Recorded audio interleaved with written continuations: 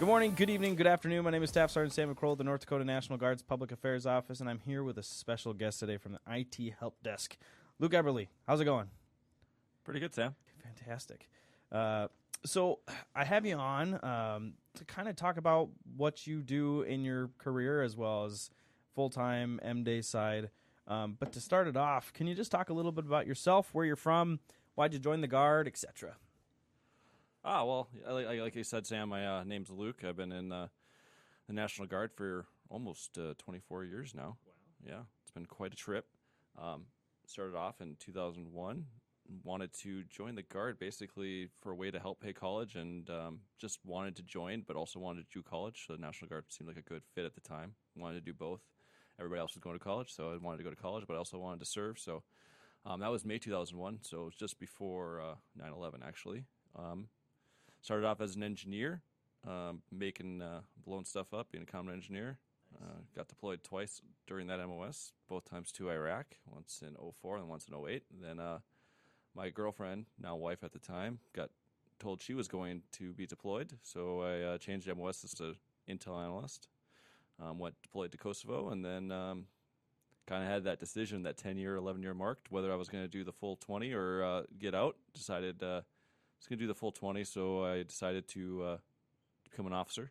So I did that route, and during that time, I was able, luckily enough, to become full-time with North Dakota Guard, too. So they were able to not only provide me with my wife, but also a career. Yeah, that's awesome.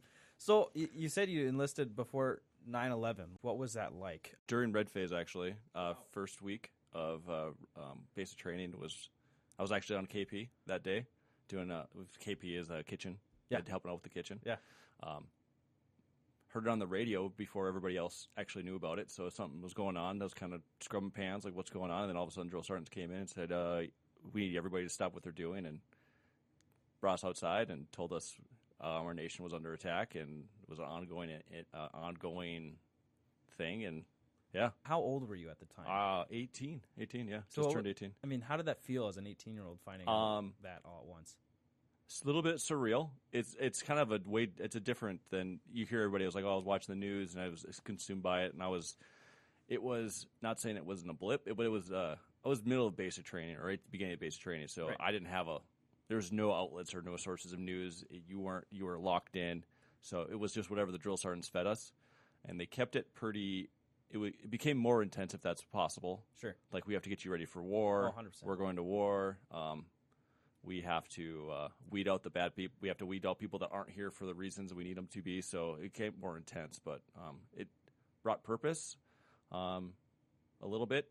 It was just it was kind of a weird, surreal feeling. Honestly, everybody says that, but It was to be in basic training and then like have that happen, and then know that, oh wow, I might actually have to like go to a foreign country and do all that stuff. So. Right, and you enlisted in, if I heard you correctly, a combat engineer. Correct. Starting off. So that means you would have been at Fort Leonard Wood? Yep. At Fort the time? Leonard Wood. Yep. I think it was called? Fort Leonard Wood. Basic and AAT were all together. It was like one station unit training, so we were like locked in for 14 weeks, 15 weeks. For sure. So you're at basic training, everything's starting to escalate, right, training-wise.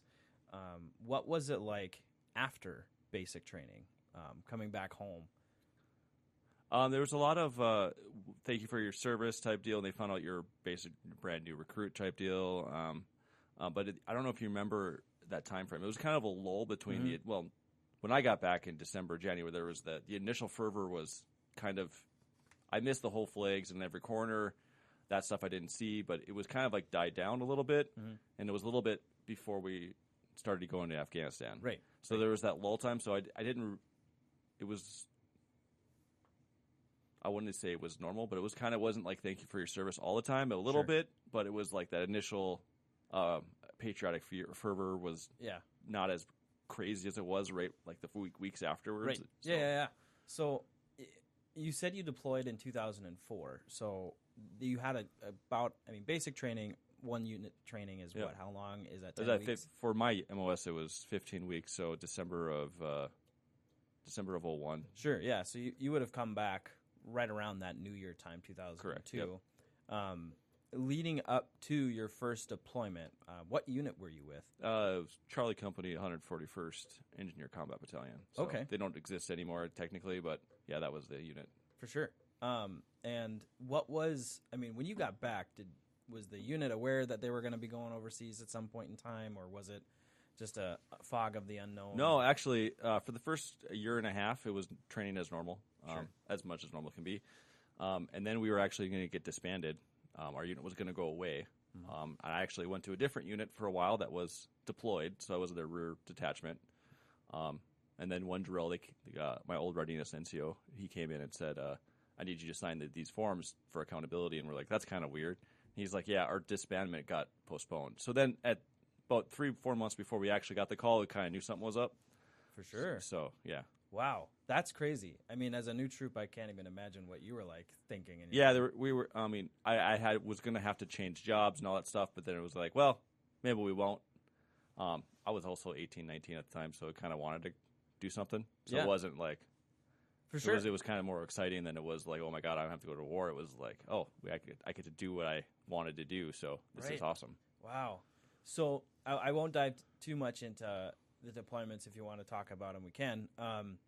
But what was it like going over to Iraq for the first time and your first deployment in 2004? That was Iraq. Oh right? yeah, Iraq. Yeah, I was this is from a 40-year-old coming back down to his 20s. Sure. And it seems silly at the time because now you've been through it and you life experience to have kids. But as an 18, 19-year-old, 20-year-old, it was super exciting. Mm-hmm. Like, I wasn't really that into college at the time, so it was like a good, like, I could actually do something and get out and, like, this is what we trained for. This is what I wanted to do.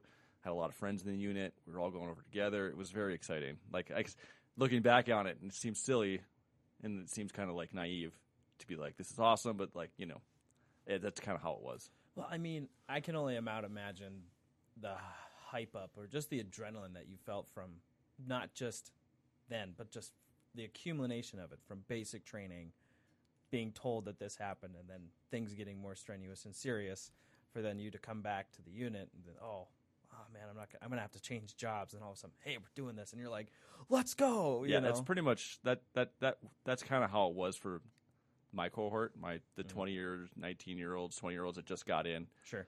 We were all super excited to go over. That's awesome. So your first deployment was in Iraq. Was that a year deployment? That was a year of boots on, like, when they first started deployments, it was a year boots on ground. So that was like a year in country, and then that did not include train up. Okay. The train up is actually only about a month and a half, so it wasn't that long, thankfully. So what was it like going over? I mean, you're energized, you're excited. What's it like? So you said there's train up, there's train up we went to Fort Carson, Colorado for about a month and a half, and then we got shipped over to Kuwait, and we were in Kuwait for about 2-3 weeks, and then we convoyed over to Iraq. When I say I was super excited to get there, but then when you actually hit the boots on the ground, then it's a little bit of a sobering experience. Like, oh, yeah. And then you find out your job, because we're combat engineers, which means we do counter mobility, minefields, clearing, a lot of combat engineer, shape charges, explosives, do all kind of that stuff. But we didn't actually know what we were going to do. Right. We were doing train up. We were just training generically. Just train up, like, this is what convoys are, this is up. We didn't actually get our job. We didn't know what we were doing for the whole year until we were in Kuwait for about a week. Wow. And they said, you're doing this whole brand new thing called route clearance. You're going to look for roadside bombs. And we're like, what's a roadside? Like, we knew what roadside bombs were, but it was like a week training course. For sure. It was like, we didn't have any. It was like, what? We're doing what? Yeah. So what? In what vehicles we're doing those in? So it's interesting you say that. So IEDs, they weren't a really prevalent thing to our, at the time, what was it like countering IEDs? Compared, today, 2024, there's doctrine all over about IEDs. What was it like early on trying to fight against IEDs? Well, like you said, there's doctrine. We were one of the ones that were writing the doctrine. Right. So it was, I'm glad I was not a lieutenant or a somebody in charge that they didn't have that responsibility. I pretty much I was a E4, so I just pretty much take care of myself, and that was my job, and then look for my job. And I was a gunner, so I was focused on route clearance or security on the site and stuff. So I wasn't really having to make doctrine. I was like, I'm just an E4. I'm just on this in the turret. It'll be good type deal. But I'm really glad looking back, I didn't have that responsibility I definitely wasn't ready as a 20-year-old for that level of responsibility. But it started from random old artillery shells on the ground that were like plain to see to by the end of that year, they were radio controlled, put in cement to look like curbing, to replace the curb, put those in. They were dug in the ground. They went from super not sophisticated to sophisticated within that time, that year. So it was just I wouldn't say, it's kind of weird because right when you first start, it's super scary and you're like looking super. But then after you get used to it, you're like, oh, well, it's just another day in the office. And then you just go and look for the things that don't look quite right. And a lot of times you spend an hour, 2 hours on what you think looks like a pressure plate, but it's actually just a plate on the ground. You're like, oh, well, that's 2 hours of my life that I'll never get back type deal. Sitting in 130-degree heat. But, that's just part of the job. And, yeah, it's just kind of a crazy to watch them go from randomly throwing dirt over an old artillery shell to actually making clay molds of things that normally would be on the side of the road to just, That's crazy. So, we found one IED just because it was raining and there was a dry dirt patch. That was the only thing that you could tell that was different. So in 10, 20 minutes, we wouldn't have seen it. But it just so happened to be that it just started raining, or it rained a little bit, and they dug up the ground, put it in, and then left. That's wild. So, that's really the only reason why we found that one was because the ground was dry. That's wild. So, that is wild. So you said something key in there that I kind of want to touch on. It's like showing up another day in the office. That was something. It's interesting, you're getting accustomed or not accustomed. Initially you're like sobered, and then all of a sudden some scary stuff. But then eventually it just becomes the norm. When you came back, is it tough to kind of get back into the swing of things? Just everyday life. Yeah. Again, I was 21 when I came back, so I didn't have a girlfriend, didn't have my mom and dad, whatever. But I just went back to college, so I didn't have a manual. I didn't have anybody that I had to adjust with me. Sure. There's a lot of people that have their family members they have to adjust living together, and kids have to come back with their parents.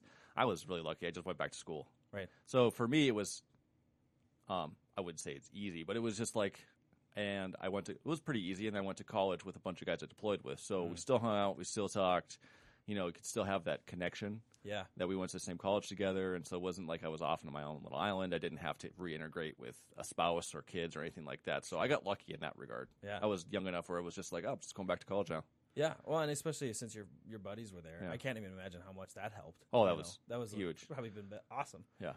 So where did you go to college at? Well, we could have a whole podcast on my debacle in upper education, but to keep the story somewhat short, I was at University of North Dakota at that time. Yeah. Fantastic. Did you play hockey at all? I actually didn't know anything about hockey until I went to UND. Yeah.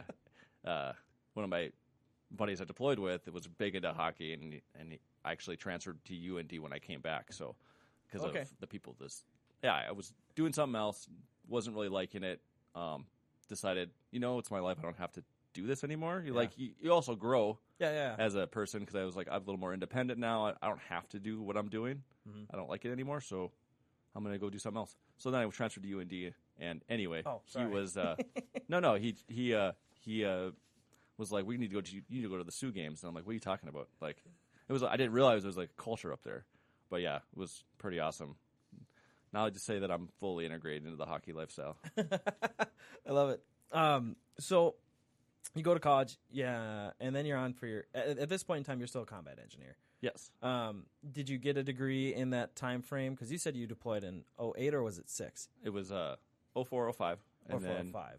07, 08. So there wasn't a lot of time between. It was 2 years to the date like the date that we actually came back to that. It was 2 years to the date that when we got our second call. Wow. Yeah. Were you able to get an associate's in something at all? 100% not. Like I said, I could have a whole podcast on my college career. That's it was a bunch of. Here's what happens. So I had a year and a half of college, doing something. It's more of a blue collar tech, hands-on, like working with power plants and stuff of that nature, and gasificators and doing all sorts of stuff. And that's a 2.5 year program. So I was about halfway done with that, and I came back, and I realized I didn't remember anything on how to. I was doing second year stuff or trying to, and I'm like, I don't remember how to do the first year stuff anymore. Yeah. And then at that point, I was like, I am not going to relearn anything. Right. So I transferred to University of North Dakota, just basically a history degree. Got about 2 years with that. I came back and I deployed, and then I was like, well, I don't want to do that anymore. So this is like I said, I have a whole college thing. That's nuts. So they kind of interrupted at the right or wrong time. I'm here now, pretty happy life. So yeah. So what was your favorite topic of history? What's your favorite? Oh man, favorite. I have a thing for the Civil War, I guess. Okay. Yeah. I mean, it's super. I mean, that's such a crucial moment. Yeah. I mean, and the general stories that you hear Yeah, about it. Civil War, but I'm also into like medieval history, the Black Plague, all that kind of stuff. Wow. Yeah. Okay. I'm gonna have to. I'm gonna talk to you about yeah, that stuff. it's I have a wide range of stuff that I'm into. That's awesome. So, you obviously deployed again. At what point in time did you switch? You said you switched units on that second Yeah, because deployment? when we came back, the 141 did get disbanded. Right. So then I transitioned to what became the 142, right? the 817th. Then Oh, I went to okay. the 817th Engineer Company, and then I did that for we did that for 2 years, and we got that. I went with the 817th the second time, which is just basically. I actually did the same job I did the first tour in the same location on the same routes. Wow. Yeah, it was Were you kind in of crazy. Were you in E5? Still at in all? E4. It's still in E4. Yeah, it was really hard to be promoted because when the 141 disbanded, there's a whole battalion of engineers, and what we got out of that was two common engineer companies. Right. So you went from a whole battalion down to two companies. So it was really tough to get promoted. The promotion was like 2-3 pages long. So Wow. to get your 12 Bravo E5s was pretty difficult. So I wasn't really trying that hard either. Like I said, it was I was early 20s. Yeah. It wasn't really. Guard was a secondary job For sure. and college was my main focus. So Right. So, you switched to units, or excuse me, you transferred to units after the deactivation, and then you go on this other deployment. You get back. You did. I won't talk too much about college, but how many deployments have you gone on in total? I think you missed a couple 3 days. So three deployments. At what point in time did you decide? I mean, you work full time now. Right. At what point in time did you decide maybe this is something I want to do full time? it was during that right at the end of that third deployment because I was right around that 10-year mark.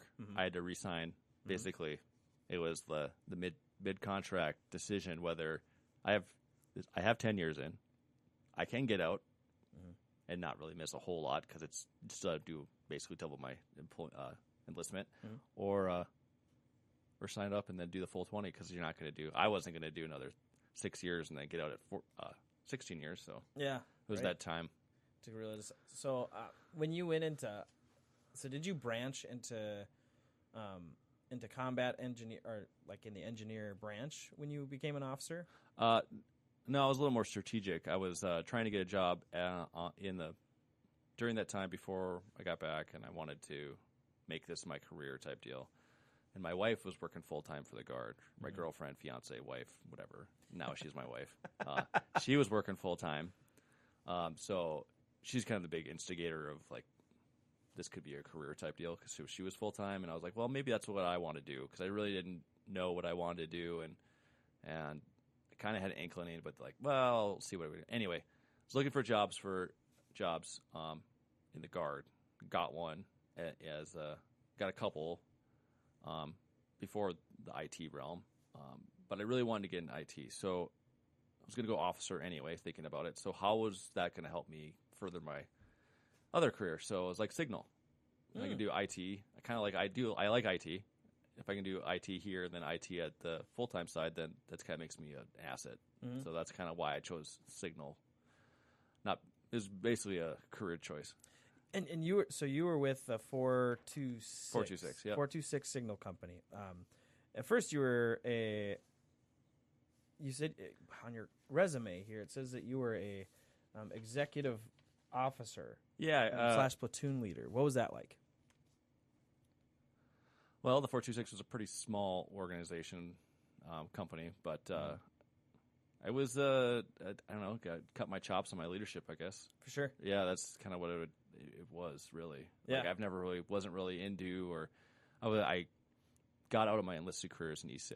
So I had a little bit of, like, team leader stuff, but never, like, the whole platoon or anything like that. So it was definitely, like, eye-opening experience on what it takes. Yeah. And Signal's a little bit of a different animal. There's a whole walks of life with Signal companies because they have so many different jobs. So it's not like you're just a leader of common engineers. You're a leader of radio guys. You're a leader of computer guys. You're a leader of networking guys. So it's just a whole bunch of trying to, like, get everybody herding cats, basically. Get them going in the same direction on the same time and the same mission, because they all have their own little quirks that they care about. Because that's 100%. their job. Like, the radio guy doesn't really care about the computer guys, right? And the computer guys don't really care about the radio guys. Yeah. So, but it all has to work. yeah, they all has to work together so people can talk. So, Fantastic. And later, you ended up becoming the commander of the 426. yeah, I basically spent my first 10 years as an officer. It was pretty close, 8 to 10 years as a officer in the 426. Yeah, I went to platoon leader, went to both platoons as their platoon leader, then went to their XO, and then went to their commander. So That must feel pretty cool. I Yeah, mean, it you don't get to see that a lot. yeah, it was pretty awesome. That's awesome. And I'm sure that was the radio guys, the network guys, and IT Yeah, guys. it was. They were all pretty like, platoon wow, leader. this is awesome. Platoon leader of the radio guys, and then platoon leader of the computer guys, and then the XO for the whole company, and then the commander. So, yeah, you build some bonds with people because we didn't have a lot of turnover. So the same guys were doing the same jobs.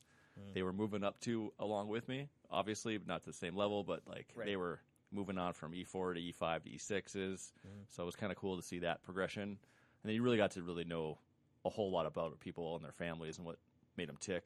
Yeah. I hope that was maybe a good commander. I knew from what motivated them, what I could do to increase morale type deal. It was Well, I can't even it was imagine kind of the a amount cool of experience. I can't even imagine the amount of trust that you all had amongst each other. You know, like I said, that you don't see a platoon leader, then go executive officer, then commander for the company. You know, it's not a common thing. And then having the same people that haven't really, I mean, they're moving up, but they're not moving on in a sense. The amount of camaraderie that builds amongst each other. I was really lucky. I had a really good full-time staff, and everybody in that organization over there was really professional. So, they were able to separate my platoon leader time. Like, all right, and either it was me being respected, or they respected whatever their position. It was like, all right, he's the XO now, and he's the commander. So it was they were able to transition. They didn't just see me as the old second lieutenant who didn't know anything. Yeah, he just first got in type deal. They were, I'd like to think that I progressed as well. Yeah. Yeah. I'm sure if I asked anyone, maybe I'll have one of them come on the podcast and then I can say, hey, let's not fact check. Let's see how That's fake news. So later on, you then became the deputy chief deputy team chief, defense cyber operations element. What's that all about? Good question. Still trying to wrap my head a little bit around that. But what that really entails is just cyber defense of the network. Okay. So it's like making sure your firewalls and networking equipment's all operating as it should, making all regulations and security requirements, making sure that the state in this case, is following all what they should. Sure. Things of that nature. And was that full-time or? That's part of my part-time job, yeah. Okay, wow. Yeah. That was awesome. Yeah. That's cool. So, and it was after that, right, that you eventually then got into IT here full time. Oh, or was that during? no, it was during. I got into IT when I became a platoon leader. Oh wow, 426. Okay. Yeah. So it was like I grew my career along with my military career. So that's awesome. yeah, I started off at the help desk, just answering phone calls, doing tickets. Then got promoted to the supervisor. So yeah, that was about the time I was a XO maybe, I think. XO or commander is when I became the supervisor for the help desk. Wow. So what's it like working full time in IT? And well, we'll start off with IT specialist. What's that like? I mean, you said working on computers, etc. But I mean, how much have you seen it change from? And we don't have to get into too much specifics. But what was it like you're gonna starting date out? me like it's like seeing stuff in a museum. Max. The old ones. I mean, you go from Wi-Fi is this niche thing that could be working, but like the computers had to have a special card to actually access Wi-Fi. Wow. So it's like an add-on card. So like I said, I'm dating myself. To actually like it's all integrated. That's how we VPN into stuff. Like the VPN thing was a novel concept back when I first started. Things of that nature. Yeah. That's crazy. You go from AP biology books for your laptops to now pamphlets. It's true. Yeah. Oh my gosh. Well, I think it was when I first started in admin. In an old 201 file, I found a floppy disk, and I was like, "No way! I can't even." I mean, with IT, it's changed. I think the so first much. computers I worked on in the help desk still had floppies as their. That's awesome. Yeah, I think it is. We didn't use them, but they still had that option for 3, 4, 5s. For sure. Yeah, that's awesome. So, working in IT and now being the supervisor for it, what's it like being the supervisor for it all? Well, I'd like to say it's a little more stressful. It's big picture. You get to see the stuff that how the sausage is made, high-level things like security requirements and like things you didn't really care about as a tech. So Sure. you're just like, okay, well, I'll just put the tickets. If it tickets, I'll work on it. To like having to plan refreshes and trying to match budgets and try to get get positions that you want, like a politic for positions and all that, all that stuff that, all that high level, not I should say high level, all that leadership stuff that you have to do to make sure that the techs have what they need to do their job. And I mean, that's super beneficial having all that experience as a platoon leader and then executive officer and then commander. I can't even imagine how much that helps you. Just maybe. Well, that make clear it decisions, also lets me see, or has let me see, what it's like in the field versus office, the full-time force. What the troopers, the M-Day soldiers, the troopers that do Monday through Friday, what they experience and how they need IT to work too. Because when we sit up here in the full-time force, we have a special idea of what it looks like and what its needs. And then we think we have an idea, and then we push it out, and then to actually see it in action, see what works, what doesn't, and then be able to take that back. Like, well, that's a nice theory, but we actually need more. We actually need to do something for the soldiers on the traditional on the weekends because it's not working for them. Because I was out at drill and we had no support, and we need to fix that type deal. Yeah, the trickle down effect. It's always hard to manage. Yeah, I mean, even happens here. Like, you create something campaign or whatever the heck it is, and what's the trickle effect? Yeah. We think it's going to be this, but is it going to happen that way? So I'm not sitting here in my average hire just making decrees. I go out and actually see what the decree actually entails. Yeah. Yeah. So you're doing that, and we talked about you being at the 426, but where are you at now? Full time. Well, right now I'm still the DCOE team chief. Okay. So what's that like?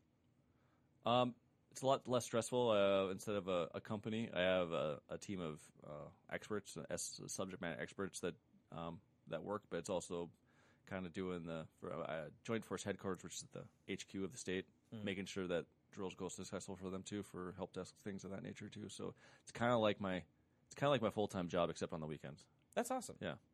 Heck yeah. So. Well, we're about at that time. Is there anything else that you'd like to talk about? Anything you want to touch base on that I might have missed, or etc.? Oh man, I don't know. We can go. Let's see here. I think we're good. I mean, we could spend a lot of time on other things, but I think we got the point across. Correct. Sir, I really appreciate you coming in.